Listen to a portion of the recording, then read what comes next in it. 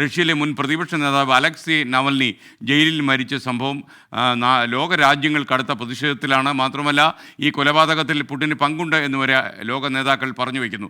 ഈ അലക്സി നവൽനിയുടെ മരണമുണ്ടാക്കിയ പ്രശ്നത്തെക്കുറിച്ച് സംസാരിക്കുകയാണ് BP James. Good morning BP James. Good morning SK. Hi James. ഒരു പ്രേക്ഷകന് ഒരു റിക്വസ്റ്റ് ഉണ്ട്. നമ്മൾ പ്രേക്ഷകൻ റിക്വസ്റ്റ് അല്ലേ, ഈ ഉടുപ്പ് എനിക്ക് ചേരുവോ ഇല്ലയോ എന്ന് ആദ്യം ചോദിക്കണമെന്ന് പറഞ്ഞു. SK എന്നും ഒരു നിത്യഹരിത നായകനാണ്, അതുകൊണ്ട് പെട്ടെന്ന് നമുക്ക് റഷ്യയിലേക്ക് പോകാം, നീ നിന്നിട്ട് കാര്യമില്ല. SK അന്താരാഷ്ട്ര വാർത്തകളിലേക്ക് വരുമ്പോൾ വളരെ വേദനാജനകമായ ഒരു വാർത്ത തന്നെയാണ് ഇന്നലെ നമ്മൾ പങ്കുവെച്ചത്. അതിൻ്റെ അനുരണനങ്ങൾ ഇമ്പാക്റ്റൊക്കെ ലോകമെമ്പാടും അനുഭവിച്ചുകൊണ്ടിരിക്കുകയാണ്. അലക്സി നവൽനി ഒരു തരത്തിൽ ഒരു പ്രതീകമാണ്. ഒരുപക്ഷെ നെൽസൺ മണ്ടേല 26 വർഷം ദക്ഷിണാഫ്രിക്കയിലെ പോൾസ്മോർ ജയിലിൽ കിടന്നപ്പോൾ നെൽസൺ മണ്ടേല മനുഷ്യ അവകാശങ്ങളുടെ, മനുഷ്യ സ്വാതന്ത്ര്യത്തിൻ്റെ ഒരു വലിയ പ്രതീകമായി മാറിയിരുന്നു. ഓങ് സാൻ സൂക്കി ബർമയിലെ, ഇപ്പോൾ മ്യാൻമറിലെ ജയിലിൽ കിടന്നപ്പോൾ തന്നെയായിരുന്നു. ഒരുപക്ഷെ അവർക്ക് ശേഷം ആധുനിക ലോകത്ത് ഏറ്റവും വലിയ ഒരു റൊമാൻറ്റിക് ഫൈറ്റർ എന്ന് പറയാവുന്ന ഒരു ആളാണ് 47-കാരനായ അലക്സി നവൽനി. കഴിഞ്ഞ 2-3 വർഷമായിട്ട് SK നമ്മൾ എല്ലാ ദിവസവും എന്നോണം ആഴ്ചയിൽ ഒരിക്കലെങ്കിലും അലക്സി നവൽനിയുടെ പേര് പറയാറുണ്ട്. ഒരുപക്ഷെ ഈ വാലന്റൈൻസ് ഡേയിൽ അദ്ദേഹത്തിൻ്റെ പ്രണയിനിയുമായിട്ട് നോക്കി നിൽക്കുന്ന ചിത്രം പുറത്തുവിട്ടിരുന്നു. അവർക്കൊരു സന്ദേശം അയച്ചിരിക്കുന്നു. അപ്പോൾ ഒരു റെവല്യൂഷണറി, ഒരു റിബൽ, ഒരേ സമയം അദ്ദേഹം ഒരു റൊമാൻറ്റിക് നായകനാണ്, ഒപ്പം തന്നെ ഈ പ്രണയത്തിൻ്റെ നായകനാണ് എന്ന് പറയുന്ന പോലെയാണ്. അദ്ദേഹത്തിൻ്റെ മരണം പോലും അവസാന സന്ദേശം പ്രിയതമയ്ക്ക് പ്രണയത്തിൻ്റെ സന്ദേശം അയച്ചാണ് കടന്നുപോയത്. പക്ഷേ അദ്ദേഹം ഒരു തീവ്ര ഫൈറ്ററായിരുന്നു. പുടിൻ്റെ ഉരുക്കുമുഷ്ടിക്കെതിരെ റഷ്യയിൽ നടത്തിയ ഒരു നിശബ്ദമായ വിപ്ലവം, ഏകാന്തമായി തടവിൽ കിടക്കുന്ന അലക്സി നവൽനിയെ പുടിൻ പേടിച്ചിരുന്നു. അദ്ദേഹത്തെ റഷ്യയുടെ 80 കിലോമീറ്റർ അകലെയാണ് ജയിലിലിട്ടിരുന്നത്. അവിടെ നിന്ന് 1200 കിലോമീറ്റർ അകലെയുള്ള ഉത്തര ധ്രുവത്തിലെ ആർട്ടിക് റീജിയനിലെ പീനൽ കോളനിയിലെ ക്രിമിനലുകളെ പാർപ്പിക്കുന്ന ജയിലിലേക്ക് മാറ്റിയിരുന്നു. -30 ഡിഗ്രിയാണ് അവിടുത്തെ താപനില. അത് കാരണം അദ്ദേഹത്തിൻ്റെ ആരോഗ്യനില വളരെ മോശമാണ്. ഇതിനു മുമ്പ് അപ്പോൾ അദ്ദേഹമാണ് അവിടെ ജയിലിൽ മരിച്ച നിലയിൽ കാണപ്പെട്ടത്. അതിന് തലേ ദിവസം അദ്ദേഹത്തിൻ്റെ അമ്മയോട് സംസാരിച്ചതാണ്.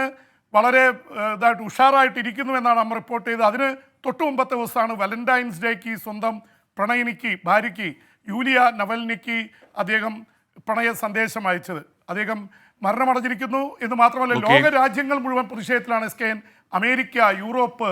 അമേരിക്ക പറഞ്ഞിരിക്കുന്ന ഇത് കൊലപാതകമാണ്, ഇതിൻ്റെ പിറകിൽ റഷ്യൻ പ്രസിഡന്റ് വ്ളാഡിമിർ പുടിൻ ഉണ്ട് എന്നാണ്. കുടുംബാംഗങ്ങൾ അതേ ആരോപണം ഉന്നയിക്കുന്നു. പുടിൻ മൗനത്തിലാണ്. പക്ഷേ റഷ്യ പറഞ്ഞിരിക്കുന്നു, മെഡിക്കൽ റിപ്പോർട്ട് വരുന്നതിന് മുമ്പേ ഇങ്ങനെ കുറ്റാരോപണവുമായി രംഗത്തിറങ്ങുന്നത് ശരിയല്ല, ഞങ്ങൾ ശക്തമായിട്ട് പ്രതിഷേധിക്കുന്നു എന്ന് പറഞ്ഞിട്ടുണ്ട്. പക്ഷേ പുടിൻ മാർച്ച് 17-ന് പൊതു തെരഞ്ഞെടുപ്പിൽ ഇലക്ഷനെ നേരിടാൻ കാത്തിരിക്കുകയാണ്.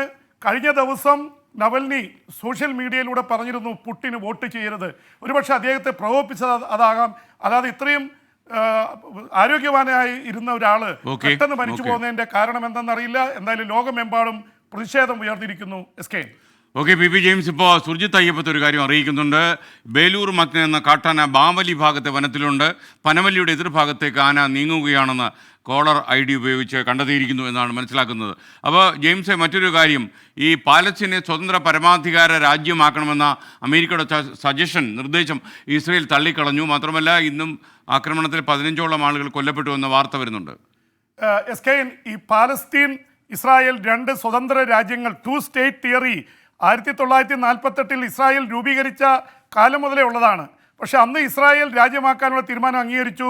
പാലസ്തീൻ, ഇസ്രായേൽ എന്ന രാജ്യത്തെ അംഗീകരിക്കാനാവില്ല, എല്ലാം കൂടി പാലസ്തീൻ ആക്കണമെന്ന് വാദിച്ച് സ്വതന്ത്ര രാജ്യം എന്നുള്ളത് അന്ന് സ്വീകരിച്ചില്ല. പിന്നീട് സ്വതന്ത്ര രാജ്യം എന്ന പാലസ്തീൻ്റെ സ്വപ്നത്തിന് നേരെ വടിവാളുമായിട്ട് നിൽക്കുന്നത് ഇസ്രായേലാണ്. ഇസ്രായേൽ പ്രധാനമന്ത്രി അമേരിക്കയുടെയും അറബ് രാജ്യങ്ങളുടെയും നിർദ്ദേശം, കാരണം യുദ്ധം അവസാനിപ്പിക്കാനുള്ള ഏറ്റവും പ്രധാനപ്പെട്ട നിർദ്ദേശമാണ് വെടിനിർത്തൽ കൊണ്ടുവരിക, ബന്ദികളെ വിട്ടയക്കുക, പലസ്തീൻ തടവുകാരെ വിട്ടയക്കുക, ഏറ്റവും ഒടുവിൽ ഇസ്രായേൽ ഒരു രാജ്യം, പാലസ്തീൻ ഒരു രാജ്യമെന്ന് പ്രഖ്യാപിക്കുക.